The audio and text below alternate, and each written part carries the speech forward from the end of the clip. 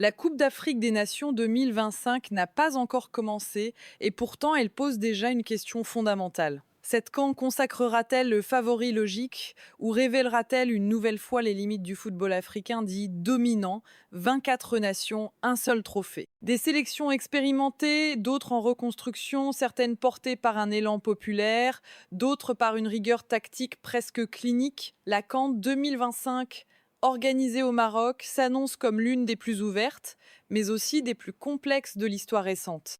Non pas parce que le talent manque au contraire, mais parce que les écarts se sont resserrés et que la compétition africaine impose des exigences spécifiques que beaucoup sous-estiment encore. Ici, la possession ne garantit rien, la domination territoriale peut devenir un piège, et le favori, paradoxalement, part souvent avec un handicap invisible. Dans cette vidéo qu'analyse, nous allons donc répondre à une question centrale. Pourquoi la CAN 2025 pourrait-elle se jouer moins sur le talent pur que sur la maîtrise tactique, la gestion émotionnelle et l'adaptation au contexte africain?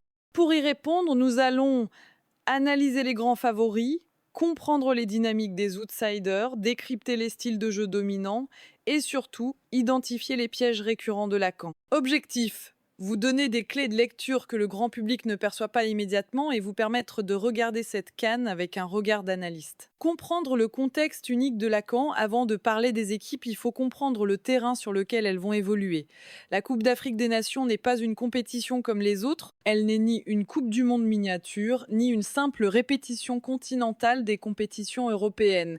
La CAN impose 3 contraintes majeures. Première contrainte, le rythme. Les matchs sont souvent tachés, physiquement exigeants, parfois peu fluides.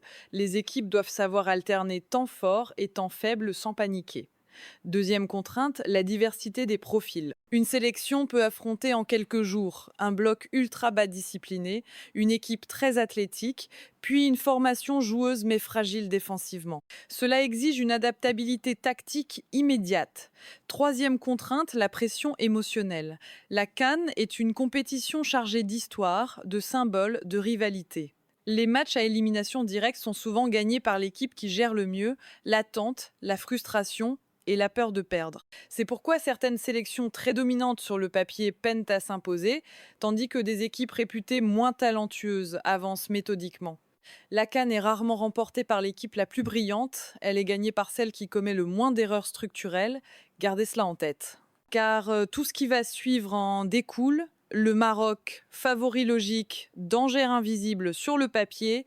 Le Maroc est le favori numéro 1. Classement FIFA flatteur, profondeur d'effectifs exceptionnelle, continuité au poste de sélectionneur, expérience des grands rendez-vous internationaux. Peu de sélections africaines peuvent en dire autant aujourd'hui. Walid Regragui dispose d'un groupe capable de presser haut, défendre bas, jouer en transition ou installer un jeu de possession structuré. Des joueurs comme Achraf Hakimi, Sofiane Amrabat ou Yassine Bounou incarnent cette génération hybride, formée en Europe, mais consciente des réalités africaines. Et pourtant, le Maroc est aussi l'équipe la plus exposée. Pourquoi? Parce que le pays hôte est soumis à une pression particulière. La victoire est attendue, exigée, presque considérée comme un dû. Or, l'histoire de la CAN est cruelle avec les organisateurs. Depuis l'Égypte en 2006, aucun pays hôte n'a remporté le tournoi. La raison est simple, le pays organisateur doit imposer le jeu, alors que beaucoup d'adversaires viendront pour le détruire. Bloc basse, transition rapide, jeu direct, des stratégies conçues spécifiquement pour frustrer le favori. Le Maroc devra donc répondre à une question clé. Peut-il gagner sans briller? Sait-il débloquer un match fermé, gérer un nul prolongé, accepter une domination stérile sans se déséquilibrer? La CAN 2025 ne testera pas tant la qualité marocaine que sa maturité collective. Le Sénégal, la force de la continuité, le Sénégal arrive à cette CAN avec une étiquette différente. Ni favori absolu, ni outsidé sous-estimé. Champion en 2022, éliminé plus tôt que prévu en 2024, les Lions de la Teranga ont vécu les deux phases du football africain. Le départ d'Aliou Cissé aurait pu fragiliser l'équipe. Mais la transition vers Pape Thiaw s'est faite sans rupture idéologique. Le Sénégal reste une équipe solide défensivement, physiquement dominante, tactiquement disciplinée. Autour de cadres comme Kalidou Koulibaly, Idrissa Gueye et Sadio Mané, une nouvelle génération apporte plus de verticalité et de fraîcheur. Ce mélange est essentiel à la CAN. Car dans cette compétition, les équipes trop jeunes manquent parfois de lucidité et les équipes trop âgées manquent d'intensité. Le Sénégal semble avoir trouvé un équilibre générationnel rare, mais son défi principal reste offensif, savoir tuer les matchs. Car à la CAN, un match non plié devient un match dangereux. Côte d'Ivoire, de l'irrationnel à la structure, le titre ivoirien de 2024 reste un cas d'école. Parcours chaotique, qualification miraculeuse, montée émotionnelle irrésistible. Mais Emers Faé a compris que ce modèle ne pouvait pas être reproduit tel quel. Depuis, la Côte d'Ivoire s'est transformée. Moins spectaculaire peut être, mais plus rigoureuse, plus compacte, plus constante. Les éliminatoires du Mondial 2026 ont montré une équipe capable de défendre en bloc, maîtriser les temps faibles, contrôler les matchs sans s'exposer inutilement. Peu de champions sortants arrivent avec autant de lucidité, mais l'histoire reste contre eux. Très peu d'équipes ont conservé leur titre à la CAN. La Côte d'Ivoire devra prouver qu'elle peut gagner sans l'élan populaire, sans la ferveur du pays hôte, sans l'urgence émotionnelle. C'est peu être là son plus grand test.